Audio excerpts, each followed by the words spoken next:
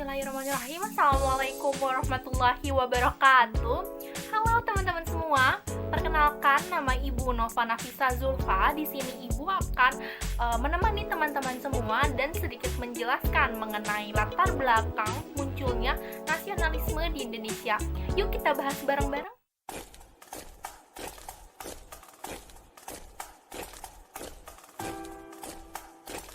Saudaraku, saya Indonesia. Bukan karena pilihanku, tapi itu takdirku. Saya Cina. Saya pribumi. Saya Muslim. Saya Nasrani. Saya punya agama. Saya Indonesia.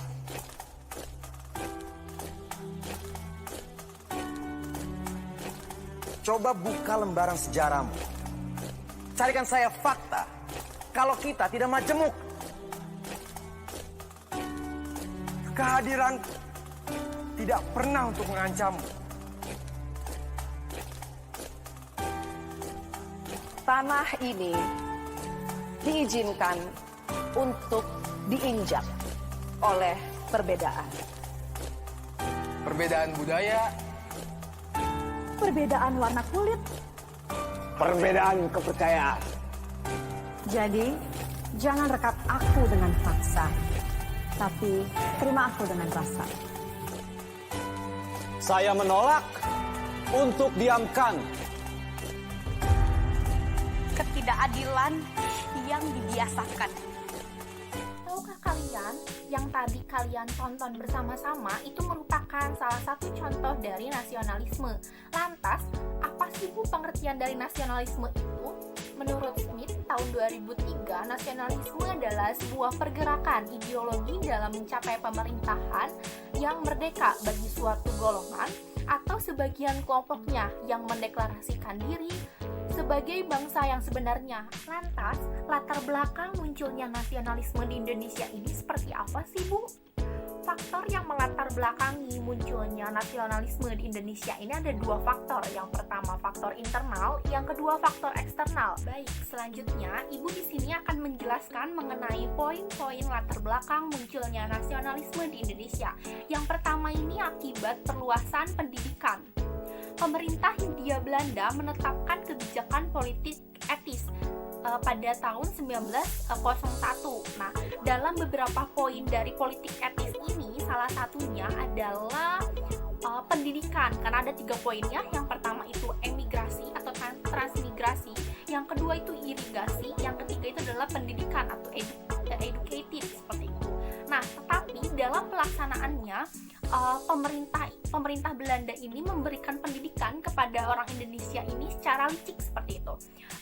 Pemerintah Belanda mensekolahkan masyarakat Indonesia itu hanya sampai ke tahap dasar atau ke jenjang dasar karena bertujuan untuk mencetak para buruh atau para pesuruh seperti itu yang hanya mampu bersekolah sampai sekolah dasar. Nah, untuk perguruan menengah sampai atas atau perguruan tinggi itu hanya dinikmati oleh para pejabat Belanda seperti itu.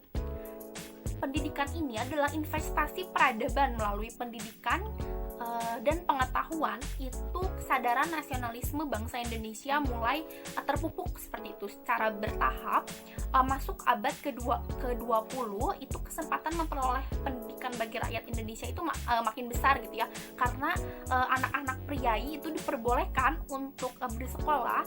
Nah, diawali dengan anak-anak priai ini, maka adanya nih pemikiran-pemikiran atau ide-ide untuk adanya proklamasi atau kemerdekaan karena otak mereka telah terisi dengan ilmu pengetahuan seperti itu.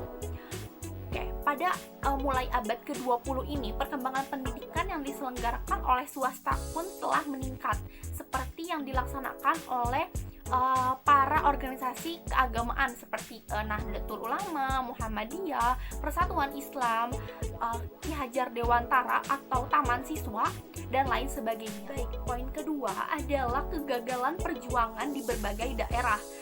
Seperti yang kita ketahui gitu ya, akibat dari senjata yang sederhana yang dimiliki oleh para pahlawan-pahlawan di negeri kita gitu ya pada zaman dahulu menyebabkan adanya beberapa kegagalan di beberapa daerah. Nah, oleh sebab itu, memasuki abad ke-20, corak perjuangan bangsa Indonesia ini mulai berubah gitu ya, dari bersifat kedaerahan menuju perjuangan yang bersifat nasional. Bangsa Indonesia menemukan identitas kebangsaan sebagai perekat perjuangan seperti itu. Dan corak perjuangan nasional inilah yang menyebabkan adanya persatuan dan dipuncaki pada saat 28 Oktober 1928 atau pada saat Sumpah Pemuda. Baik, poin yang ketiga yakni rasa senasib sepenanggungan. Bagaimana tidak, masyarakat Indonesia itu berabad-abad lamanya dijajah oleh Belanda karena mereka berpikir bahwa mereka itu dalam keadaan sulit seperti itu. Jadi mereka mempersatukan keadaan sulit tersebut antara satu individu dengan individu lainnya untuk saling membuat satu kalau sekarang tuh seperti circle gitu ya, membuat suatu circle untuk bersatu gitu. Jadi memupuk rasa nasionalisme tersebut seperti baik. Selanjutnya adalah perkembangan organisasi etnis, kedaerahan, dan keagamaan. Organisasi pergerakan nasional tidak muncul begitu saja. Awalnya, organisasi yang berdiri di Indonesia adalah organisasi etnis, kedaerahan, dan keagamaan. Berbagai macam organisasi tersebut sering melakukan pertemuan hingga akhirnya muncul ide untuk mengikatkan diri dalam organisasi yang bersifat nasional. Nah, bagaimana nih bisa seperti itu? Organisasi etnis ini banyak didirikan oleh para pelajar atau perantau di kota-kota besar gitu. Jadi mereka mendirikan atau membuat satu perkumpulan berdasarkan latar belakang mereka gitu. Nah, ada beberapa contoh dari organisasi etnis ini gitu ya. Yang pertama adalah Serikat Pasundan dan Perkumpulan Kaum Betawi yang dipelopori oleh M. Husni Tamrin. Selain dari organisasi etnis, muncul juga beberapa organisasi kedaerahan seperti Trikoro Darmo pada tahun 1915, Jong Java pada tahun 1915, dan Jong Sumantren Bon pada tahun 1917. Selain organisasi kedaerahan, hadir pula berbagai organisasi bernafaskan keagamaan. Pada abad ke-20, berbagai organisasi keagamaan ini muncul. Salah satunya adalah Jong Islaminten Bon, Muda Kristen Jawi, Muhammadiyah, Nahdlatul Ulama, Persatuan Umat Islam, dan Jamiatul Wasihah. Baik, yang kelima adalah berkembangnya berbagai paham baru.